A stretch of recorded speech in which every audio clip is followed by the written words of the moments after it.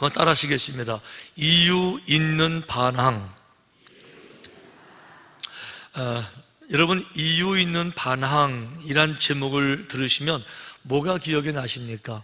혹시 영화 기억나지 않아요? 이유 없는 반항? 그 세계적으로 유명했던 제임스 딘 영화죠. 제임스 딘이 이제 그 반항의 아이콘으로 전 세계 수많은 사람들 가슴에 남아 있어요. 제임스 딘의 아버지는 캘리포니아에서 잘 나가는 치과 의사였습니다. 돈이 많은 부잣집 아들이에요. 그런데 그 반항하면서 사춘기를 보내면서 우연한 기회에 이제 영화에 출연하게 되는데 딱 영화 3편 찍었거든요. 3편이 다 아주 요즘 말로 대박이 나서 세계적인 스타로 확 부상이 된 겁니다. 그 에덴의 동쪽 기억나시죠? 또 자이언트라는 영화도 있었고, 또 이제 이유 없는 반항. 그러면서 갑자기 젊은 날에 반항과 함께 어마어마한 돈이 막 들어오잖아요. 최고의 비싼 차 페러리를 사가지고요, 캘리포니아 고속도로도 아니에요, 국도에서 장장 180km로 국도에서 달리다가 교통사고로 딱 죽었는데 죽은 나이가 24살. 그러니까 얼마나 안타까워요. 이 최고의 그 명예, 또 부귀, 그 반항의 아이콘. 그 이유 없는 반항 찍은 무대가 LA에 있는 그리피스 천문대였었어요. 그 그리피스 천문대에는 LA가 내려다 보이는 언덕에 이렇게 있었었는데, 한번 볼까요? 사진에 볼까요? 이게 그리피스 천문대예요. 이제 여기가 이제 배경이 되는데 전체적으로는 이렇게 보이는 거예요. 다음 사진. 그 천문대 옆에 뭐 산도 있고, 그리고 이제 저 아래가 LA 다운타운 내려다 보이잖아요. 이런 데서 이제 영화를 다 찍었어요. 그래서 제임스 딘 죽은 다음에 그리피스 천문대, 천문학자가 아님에도 불구하고 이 천문대에다가 제임스 딘 동상을 하나 세웠죠. 우선 사진 보여주세요. 요거 말고 영화. 요게 이제 이유 없는 반항에 나온 제임스 딘 포스터 사진이에요. 이분이었었어요. 이분이 죽었는데 영화를 거기서 찍었다 그래서 이 천문대에다가 이 동상을 만든 겁니다. 그래서 천문대 한쪽 코너에 이렇게 산 아래가 내려다 보이는 그 지점에 저기 스타라는 거죠. 제임스 딘 이름도 있고 상반신 동상을 만들었는데요. 여기를 방문하는 사람들이 이런 장난들을 많이 한다 그래요. 다음 사진. 꼭 담배를 하나 물려가지고 그래서 눈동자는 없어요. 아주 그 고뇌를 상징하기 위해서. 그런데 담배를 꼭 물려놓고 사진을 담배가 있어야 반항기가 이제 보이는가 보죠. 이렇게 해서 반항의 아이콘으로 제임스 딘을 이야기를 합니다. 자, 왜 사람들이 이유 없는 반항 이야기하면서 제임스 딘을 미워하고 그러면서 또 사춘기를 생각하게 되면 이유 없는 반항이라고 생각을 할까요? 정말 사춘기 청소년들이 반항을 많이 하는데 이유가 없는 반항일까요? 아니죠. 이제 여러분 심리학이요, 웬만하면요 과학적으로 다 분석하고요, 심리학만 있는 게 아니잖아요. 교육학도 있고요, 상담학도 있고요, 인간의 삶의 과정을 연구하는 인문학이 얼마나 많이 발전되어 있어요. 그래서 반항하는 청소년기를 연구해 보니까 이유 없는 반항이 아니고 정확하게 이유가 있는 반항이다라는 거죠. 그래서 이제 어떤 얘기를 하는가 하면, 왜 그들은, 사춘기를 보내는 학생들은 반항을 할까 하고 보니까 첫째가 뭔가 하면 신체적인 변화가 이 아이들에게 오는 거예요. 어렸을 때는 남자아이든 여자아이든 이 몸이 똑같아요. 별 다를 게 별로 없어요. 그런데 자라나게 되면서 사춘기 10살을 넘어가게 되면서요, 남자아이들은요 드디어 수염이 나기 시작해. 이렇게 수염도 나기 시작하고요, 목젖도 나오고요, 변성기가 남자처럼 이렇게 오는 거예요. 여자아이들도요 이제 사춘기를 지나가면서 중학교 올라가게 되면서 여성미가 나타나게 되는 거예요. 여성미 뭔지 알죠? 여성성을 말하는 거예요.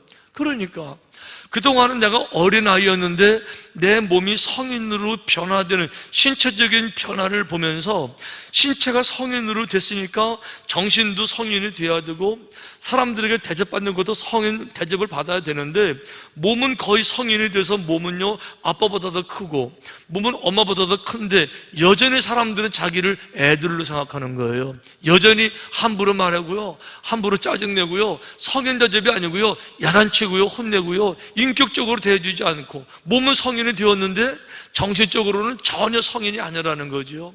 그러니까 이 아이가 그 사이에 끼어서 정체성의 혼란이 오는 거죠. 나는 누구냐는 거죠. 나는 애도 아니고 몸은 컸는데 왜 나를 인정해 주지 않죠? 이러면서 나도 인간이라는 거죠. 그 인간이라는 반항이 나도 인간이라고 하는 날 알아주세요 호소가 우리가 볼 때는요 반항으로 느껴질 수도 있더라고 하는 거죠. 그래서 어린아이들이 이제 자라나게 되면서 내가 누군가에 눈뜨게 되면서 자기만의 세계를 갖게 되죠. 그래서 엄마가 물어봐요. 무슨 얘기 물어보면 엄마 안 돼. 이건 비밀이야. 비밀이래. 비밀이야. 그러면요 엄마가 이놈 자식 뭐 이러면서 싸가지가 있네 없네 이러는 게 아니고 이제 성인이 되어가고 있구나. 자기가 누군지를 알고 있구나. 자기만의 세계가 만들어져 가고 이렇게 이해를 하셔야 되는데 이게 이해가 안 되니까 그냥 애가 변했다 그러고 이상해졌다 그러고 반항 이렇게 말씀하시는 거죠. 그거 아니라는 거죠. 이 아이들은요 자동적으로 정체성의 혼란을 가질 수밖에 없다는 거예요. 자, 두 번째 이유는 아이들이 자라나게 되면서 현실에 대해서 눈을 뜨게 돼요. 현실을 자각하게 되는 거죠. 이게 왜 문제가 되느냐? 어릴 때는 어리기 때문에 아무것도 몰라요. 더 중요한 거는 자기의 아버지가 세상에서 제일 훌륭한 줄 알고요, 힘이 제일 센 줄 알고요, 제일 강한 줄 알아요. 아버지밖에 없으니까. 그랬는데 초등학교를 가면서 이 환상이 깨집니다. 우리 아버지가 왕인 줄 알았는데요, 선생님을 보더니 인사를 하는 거예요. 굽신거리는 거예요. 우리 아버지보다 더 높은 분이 계시는 걸 처음으로 이제 알게 되는 거예요. 그러면서 옆집을 바라보니까 우리 집보다도 더 잘 살고요, 우리 아버지가 최고인 줄 알았는데요, 최고는 고사하고요, 우리 아버지도 자신의 인생 하나 이끌어 가는데 아주 허덕거리면서 사는 것을 보면서 우리 아버지가 최고가 아닌 것이 비로소 눈에 딱 들어오게 되는 거예요.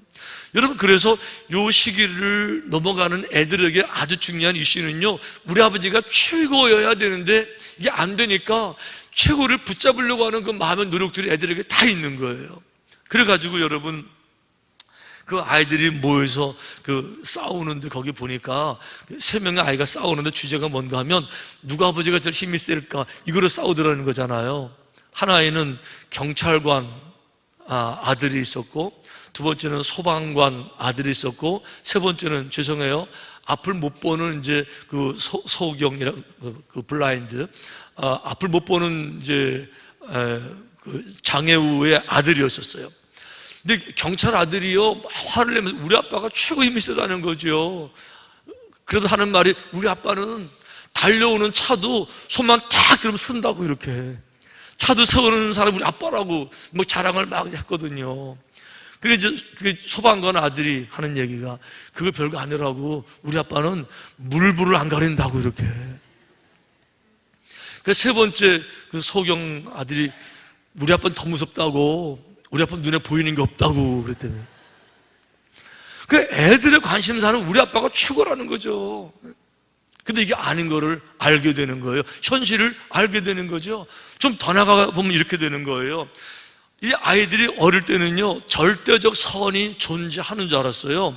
절대적 의의가 있는 줄 알았었어요. 그래서 선을 벗어나게 되면 큰일 나는 줄 알았어요. 왜요? 부모들이 그렇게 가르쳤어요. 예를 들면 부모들이 자녀들이 거짓말하면 그냥 안 넘어갔죠. 거짓말했어? 종아리 걷어 막 야단치고요. 이 아이들은 알아요. 거짓말을 한다든지 악을 향하는 게 얼마나 잘못된 건지 아는 거예요. 매를 맞았으니까. 그러니까 절대적으로 지켜야 될 선이 있는 줄 알았는데, 철들면서 세계를 바라보니까, 현실을 바라보니까 그 어느 것 하나 바로 서 있는 게 하나도 없는 거예요. 세상이요, 정상적인 세상이 하나도 없는 거예요. 정치는요, 뭐 얘기 안 하겠어요. 정치가 올바라요. 정치가 바로 되어 있어요. 맨 정치인들 가지고 뭐 잘했니 잘못했니 이렇게 하자. 정치만 그래요, 여러분. 경제는요, 경제적인 구조 원리가 합리적이에요. 불합리가 없어요. 경제에. 아니, 그 관두고요, 교회에는 없어요. 교회가 완벽해요. 교회만큼은, 영적인 교회만큼은 완벽해야 되지만, 그런 마음을 기대를 가지고 교회에 왔는데 교회가 완벽해요. 이런저런 소리 나고 이렇게 볼 때 세상에 완벽한 선이 있는 줄 알았었어요. 이제 보니까 전혀 아닌 거예요. 이런 세상에 아직 아이들은 때가 안 묻었잖아요. 어떻게 내가 여기에 버티냐고요. 이 죄악된 세상에, 망가진 세상에 어떻게 내가 적응을 사느냐고요. 이게 감당이 안 되는 거죠. 그러니까 잘못됐다는 거죠. 어떻게 반항을 안 할 수가 있겠어요, 여러분? 거기다가 더 큰 문제가 있어요. 아직 인생이 뭔지도 몰라요. 세상에 적응도 못했으면서 인생을 결정해야 될, 내 모든 삶을 어떻게 살아가야 될까라고 하는 큰 그림을 결정해야 되는, 이 결정을 언제 해야 되느냐? 철들기 전에, 대학교 가기 전에, 고등학교 졸업하기 전에 이걸 결정해야 되니까 어린애들이 얼마나 눌리겠어요. 그것도 좋은 거는 뻔히 알아요. 좋은 거는요, 성공자로 가면 참 좋겠는데 성공으로 가는 길이 얼마나 어려운지 몰라요. 수많은, 수십만 명의 똑같은 나이에 경쟁자들이 있어요. 그러니까 이 경쟁을 뚫어야 되니까 그냥 공부 짓눌려서, 그러면서 예를 들면 인생의 진로를 결정할 때 내 생각에 인생을 쭉 연구해 보니까 이런 직업, 이런 스타일로 사는 게 제일 좋겠다, 이거를 알만한 나이, 예를 들어서 한 40세 넘어가면서 인생의 진로를 결정하면 얼마나 좋겠어요. 40세가 많아요. 그러면 30세 넘어가면서 인생의 진로를 결정하면 얼마나 좋겠어요. 이거 그것도 아니고요, 20살도 되기 전에, 고등학교 졸업하기 전에 인생을 결정해야 되는 거예요. 어떤 집에 아들 3형제가 있었었는데 그 막내 아들은요, 음악을 좋아해서 나는 음대를 갈 거야. 그리고 고3 때 이제 음대를 결정해서 음대 갔어요. 둘째 아들은 무슨 소리야, 돈을 좀 있어야지, 사업도 해야지 이러면서 경영학을 선택해서 경영학과를 둘째가 갔어요. 셋째는요, 무슨 소리야, 돈도 중요하지만 의미, 가치, 하나님, 나는 신학을 가서 하나님의 일을 해야지 이래가지고 첫째가 이제 신학대학을 갔어요. 언제 갔냐고요? 대학교 가기 전에, 고3 끝나기 전에 벌써 결정을 하고 출발을 했어요. 그랬는데요, 수십 년 지난 다음에 보니까 그게 인생에서 갈림길이었어요. 음대를 간 그 막내 동생은요, 평생 음악하고 살고요, 경영학을 한 동생은요, 평생 경영인으로 그냥 살고요, 신학대학을 간 그 첫째는요, 평생 목사로 살고요. 이 갈림길이 언제라고요? 대학교 가기 20살도 되기 전에 인생을 결정해야 되는, 그 집이 누구 집이에요? 우리 집이에요. 남의 얘기를 한다 그러면 소설 쓴다고 말하지만 지금 저희 집 얘기하고 있는 거예요. 우리 삼형제가 얼굴도 비슷해요. 다 넓적하고 다 비슷해요. 다 그 어머니니까 이렇게 다 이게. 그런데도요, 고3 때 인생의 길이 확 달라지는 거예요. 이걸 언제 결정하느냐? 인생의 경험을 많이 쌓고 인생을 판단하고 분별할 나이가 아니라 철들기 전에, 20살도 되기 전에 이 과정을 거쳐야 된 애들에게 눌리는 중압감, 스트레스, 여러분 어마어마한 거예요. 어떻게 반항 안 할 수 있죠? 그래서 최고의 심리학자인 프로이드가 그런 얘기 하는 거예요. 사춘기 자녀들하고 아무런 문제 없이 사이가 참 좋은 부모가 있으면 그럼 그 애들에게 아마 애들이 문제가 있을 것이다. 애들이 잘 느끼지 못한다든지 판단력이 부족하다든지 깨닫는 지식이 부족하다든지, 그러니까 무언가 문제가 있어야 정상이다, 이런 얘기 하는 거고요. 또 다른 말로 말하면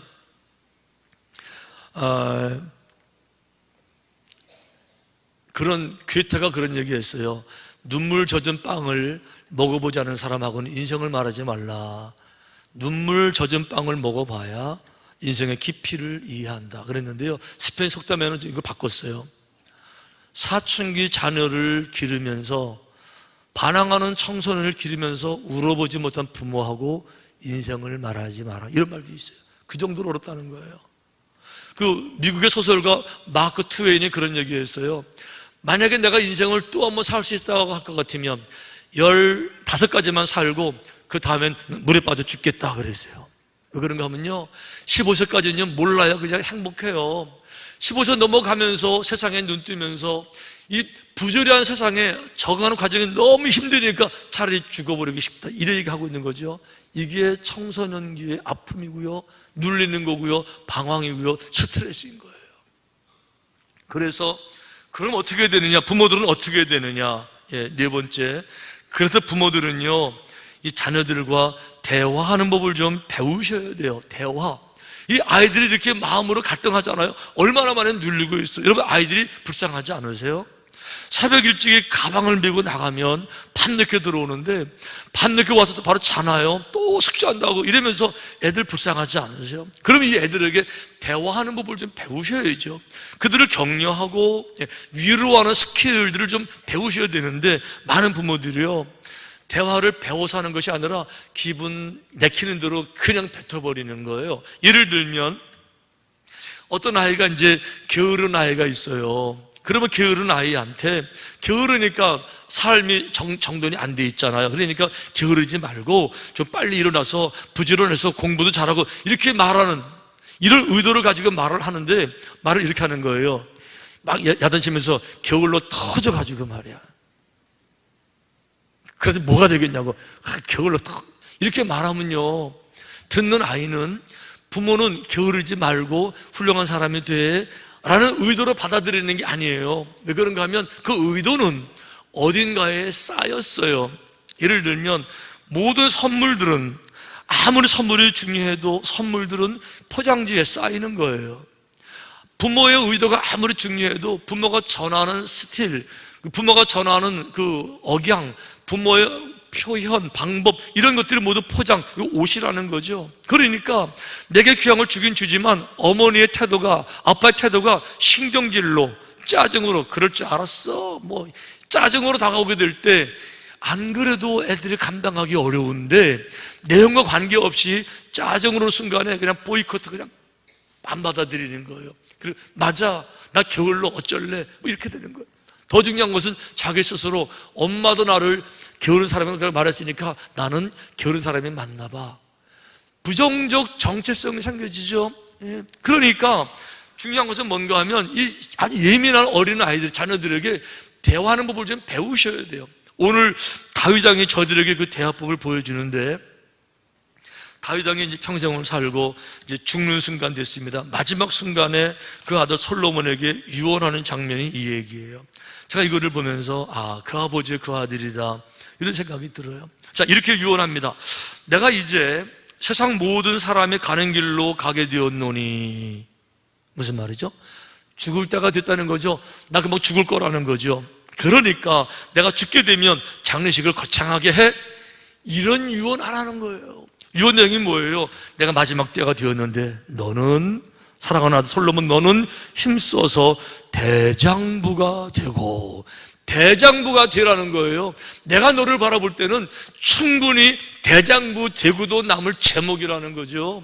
너는 시시한 사람이 아니라는 거죠. 너는 본질적으로, 자격으로, 내 생각으로, 내 능력으로, 너는 남들 위해서 쫄장부로 살아갈 그런 사람이 아니고 내 본질은 대장부라는 거죠. 본질을 잃어버리지 말고 너는 대장부답게 인생을 살아라. 예. 그러면서 이런 마음을 가지고 하나님 앞에서 바로 설 것 같으면 너는 이런 삶을 분명히 살아갈 수 있어. 그러니까 그런 삶을 살아갈 줄 내가 알아. 이러고 인생 끝내는 거예요. 거기에 책망, 뭐 야유, 무슨 뭐 조롱, 이거 아니고요. 아들을 대장부로 인정해주는 아버지. 여러분, 왜 부모의 칭찬이 중요하죠? 그 칭찬은 코끼리도 춤추게 한다는 책이 있어요. 근데 여러분, 많은 사람들이 칭찬받으면 좋다는 걸 알지만 칭찬이 왜 중요한지 잘 모르시겠더라고요. 그 설명해 볼게요. 칭찬은 왜 중요하냐? 어린 자녀가 무언가 일을 했어요. 일을 했는데 부모가 참 칭찬을 잘 해주잖아요. 참 잘했다, 수고했다, 얼마나 멋있냐 이러면요, 어린 애들은요, 이 일을 칭찬하는 것이 아니고, 일이 잘했다고 기뻐하시는 것이 아니라, 일을 한 나를 아버지가 칭찬하고 어머니가 칭찬하는 거예요. 나요? 내가 누구예요? 나 지금 방황하고 있고요, 어떻게 길인지 모르고 있고요, 얼마나만 스트레스 눌리고 있고요, 쩔쩔매고 있어요. 이런 내가 누군가가 바로 하고 있다, 잘하고 있어. 이 얘기는요, 내가 지금 망가지지 않고 정상적으로 잘하고 있구나, 이런 내면적인 자부심이 한 방에 팍 들어오는 거예요. 칭찬은 그 일을 칭찬하는 것이 아니라, 그 칭찬이 그 일을 통해서 그 아이의 인격에게 그냥 들어가서 너는 옳은 사람이야, 너는 능력이 있는 사람이야, 이거를 말하는 게 칭찬이라는 거죠. 그 대화법을 좀 배우셔야 되고요, 자녀들에게 어떻게 말을 해줘야 되는지, 자녀를 격려하는 것이 얼마나 중요한지도 우리가 이해를 하셔야 된다라고 하는. 애들은요, 부모의 말을 절대로 건성으로 듣지 않아요. 애들은요, 부모의 칭찬에 목말라 있어요. 왜 그래요? 애들은요, 일을 자랑하고 싶은 생각이 전혀 없는 거예요. 다만 자기 존재가 부모로부터 왔어요. 내 존재를 만들어낸 부모가 나를 너무도 잘 알고 있는데, 그런 부모가 나를 칭찬한다, 그 얘기는 내 존재가 가장 정상적이고 건전하고 올바르고 똑바로 가고 있다는 자부심이 확 오기 때문에 칭찬에 굶주려 있고 칭찬을 받고 싶은 거예요. 그래서 자녀들에게는 최고의 칭찬은요, 선생님의 칭찬이 아니에요. 부모님의, 아빠의 칭찬이 최고의 힘이 있는 거예요. 아멘? 어떤 그 중학생, 이런 고민, 갈등하는 중학생이 있었어요. 사춘기였는데 굉장히 예민하고 반항으로 꽉 차 있죠. 근데 어느 날 그 아버지가 새벽기도 갔다 와서 아침 먹는 아들에게 그런 얘기 했어요. 아들아, 내가 오늘 새벽기도 하면서 네 기도했지, 너를 위해 기도했지. 그 아들이 궁금해지잖아요. 그러니까 나를 위해서 뭐라고 기도했어요? 아버지가 너는 인류의 광장에서 빛을 발하고 말씀을 전하는, 인류를 섬기는 이런 사람이 되게 달라고 너를 위해 기도했지 라고 이제 아들에게 얘기를 하는 거예요. 근데 그 순간 이 아들은 이제 아주 반항하고 이럴 때기 때문에 두 가지로 아버지 얘기를 비웃었어요. 첫째는 인류의 광장, 그 말이 문법은 안 맞아요. 무슨 인류의 광장이 어디 있어요? 광장이 이런 그냥 파악이 그냥, 인류의 광장이라는 말이 안 되는데 라고 생각했고, 두 번째는 무슨 소리를, 시골에 있는 내가 무슨 인류를 생각해, 어디 서울 가본 적도, 서울도 못 가본 사람이 인류가, 두 가지로 피식, 얘가 순간적으로 피식했는데요, 이 말이 잊어버려지지 않고 항상 그의 가장 밑바닥에 인류의 광장, 인류의 광장, 이러고 수십 년 지났는데요, 그 아들이요, 지구를 40바퀴나 돌아다니면서 40바퀴 돌아다니면서 말씀을 전하는데요, 자기 가려고 하는 게 아니고 와달라고 초청을 얼마나 많이 받는지. 근데 이제 못 가요. 워낙 바빠서. 어쩌다가 그냥 가고 이렇게 하지만, 하여간 인류의 수많은 모든 나라, 많은 나라들에서 초청 와주기를 바라는, 못 가니까 그 소문 듣고 그 교회를 찾아오는, 그 교회가 어느 교회예요? 우리 삼천교회.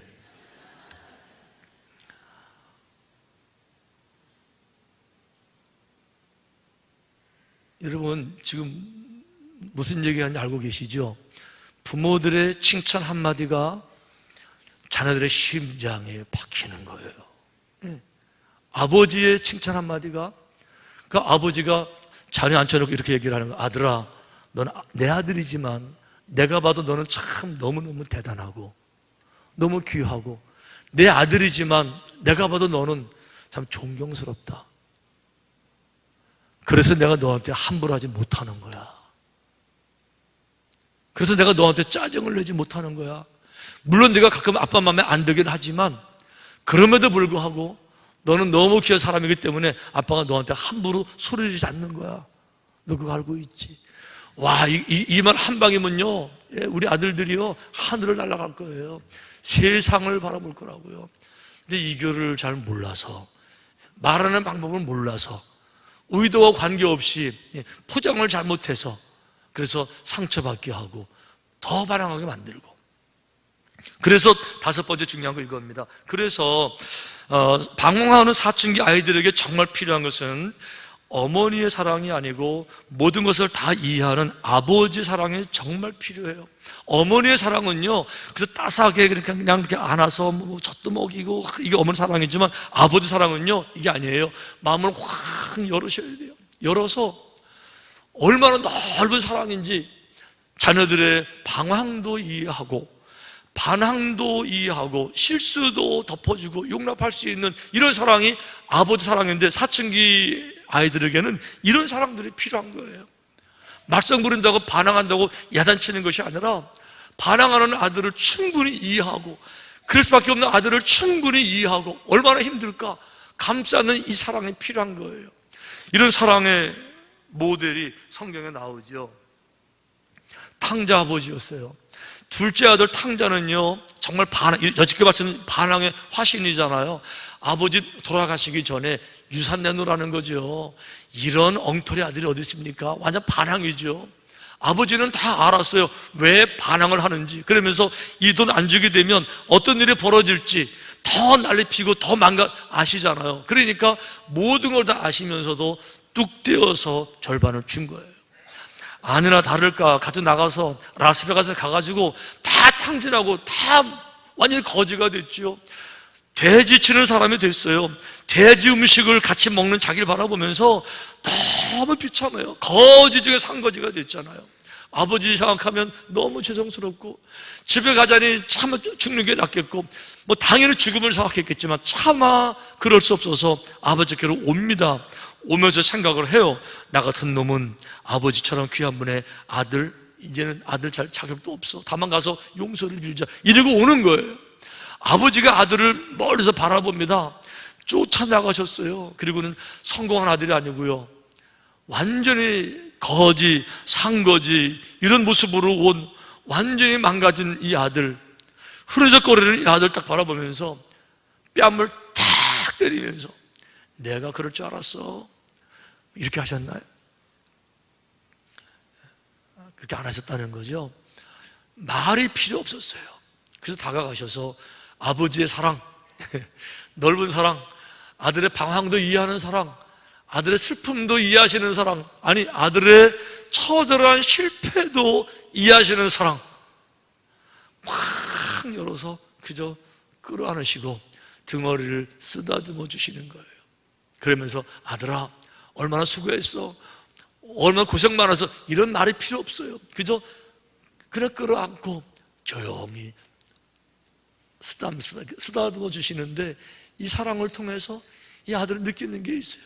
그리고 이 아들에게 한마디도 안 하시고, 뭐 그럴 수가 있냐, 한마디도 안 하시고 고개를 돌려서 집에 있는 저 살찐 그 송아지 잡고 네 아들이 돌아왔으니까 장롱에 있는 제일 예쁜 그 옷 그걸 꺼내와 아들에게 입혀야지.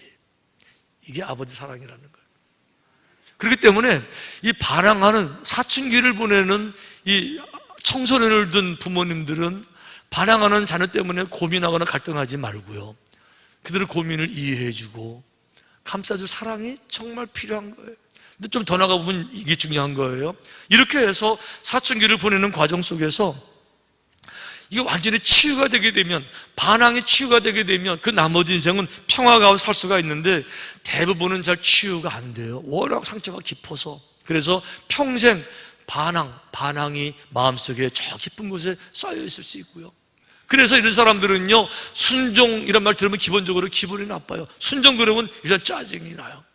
반항 그러면 뭔가 살아있는 것 같고 나답고, 그러다 보니까 정말 은혜 가운데 들어와서 평강을 누리지를, 늘 반항을 준비하고 있는, 늘 아웃사이더 입장에 서려고 하는, 이러면서 그 메인 라인에 들어와서 모든 걸 다 내려놓고 푸른 초장 잔잔한 물가에 완벽하게 쉴 수 있는 이런 평강을 누리지를 못하는, 늘 반항의 아이콘이 되어 있어요. 그래서 주님 뭐라고 말씀하세요? 인생을 살아가면서 스트레스, 청소년 때문에 있는 거 아니에요. 인생 자체가 스트레스예요. 힘든 일들이 사춘기만 있는 거 아니에요. 인생 자체가 힘든 거예요.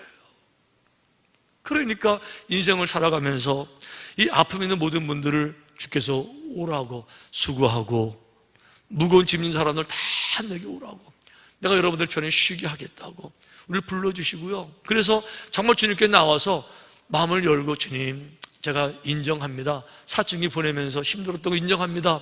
그 반항의 기절 남아있는 것도 여전히 인정합니다. 그런데 이제는 좀 내려놓고 싶고, 자유하고 싶고, 평화를 정말로 누리고 싶습니다 라는 고백을 주님께 드리게 되면요, 우리 주님은요, 우리 모든 걸 다 아시기 때문에 아버지처럼, 하늘 아버지처럼, 탕자 아버지처럼 우리를 책망하지 않으시고 넓은 팔을 벌리셔서 우리를 어루만지시고 우리 아픔도 씻기시고 우리 눈물도 씻겨 주실 줄로 믿습니다.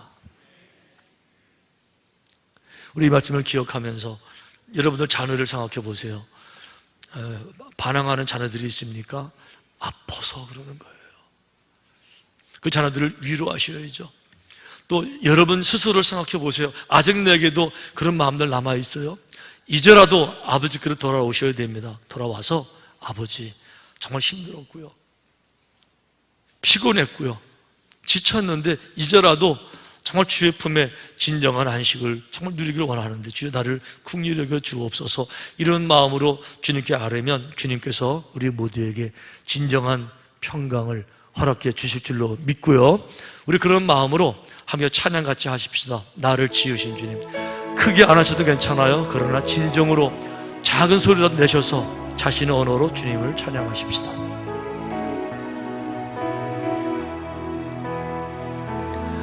나를 지으신 주님, 내 안에 계셔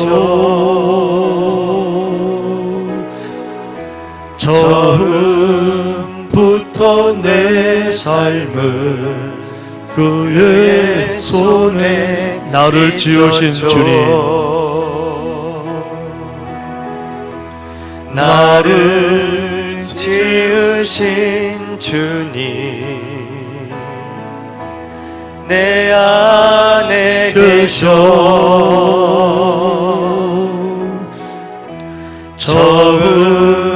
처음부터 내 삶은 그의 손에 내 이름 아시죠? 내 이름 아시죠? 내 모든 생각도, 내 모든 생각도, 내 흐르는 눈물, 내 흐르는 눈물 그가 닦아 주셨죠. 그는 내 아버지, 그는 내 아버지, 난 그의 소유, 내가 어딜 가든지 날 떠나지 내 이름 아시죠? 내 이름 아시죠? 내 모든 아바라 부를 때,